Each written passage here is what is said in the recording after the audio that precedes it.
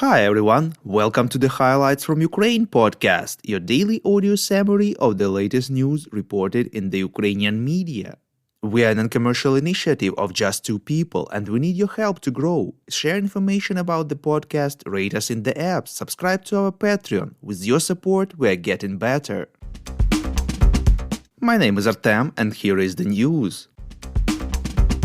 For 282 days, Ukraine stands strong against the forces of the Russian invasion.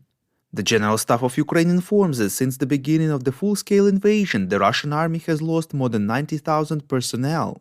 In particular, the day before, they lost 650 military. The enemy suffered the greatest losses in Bakhmut and Liman directions, Donetsk region.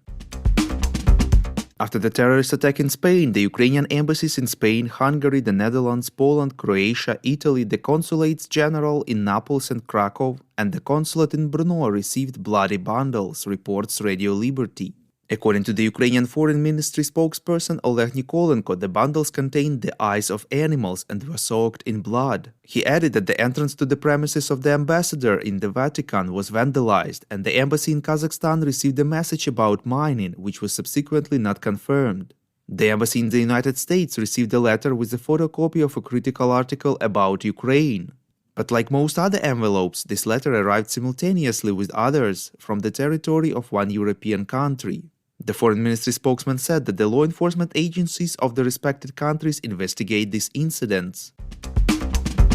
Spain transferred the first batch of Hawk anti-aircraft missile systems to Ukraine, reports Militarny. Defense Minister of Ukraine Alexei Reznikov announced it after his meeting with Spanish Defense Minister Margarita Robles in Odessa. Previously, Spain promised Ukraine 6 American-made Hawk medium-range anti-aircraft missile systems. The National Security and Defense Council of Ukraine imposed sanctions on the governor of Kiev-Pechersk Lavra Monastery Pavlo and former member of parliament Vadim Novinsky, reports Interfax Ukraine. According to the media source, among the law enforcers, sanctions were also introduced against a number of church members.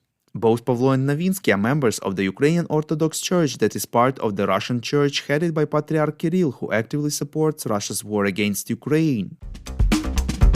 Diplomats of the European Union on Friday finally agreed to set the maximum price for Russian oil transported by sea at the level of $60 per barrel, reports European Pravda. The EU agreement provides that initially the ceiling price for oil from Russia will be $60 per barrel and will be revised every 2 months to be 5% lower than the market price. The measure is coordinated by the European Union with the countries of the G7, which initiated the price restriction.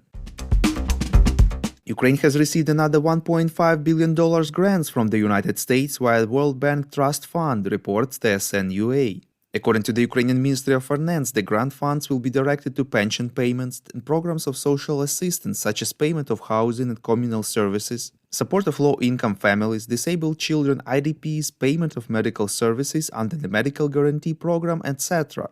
Including these grants since the beginning of the war, the US has committed $10 billion through the World Bank and all in the form of grants. Another $3 billion is expected by the end of the year.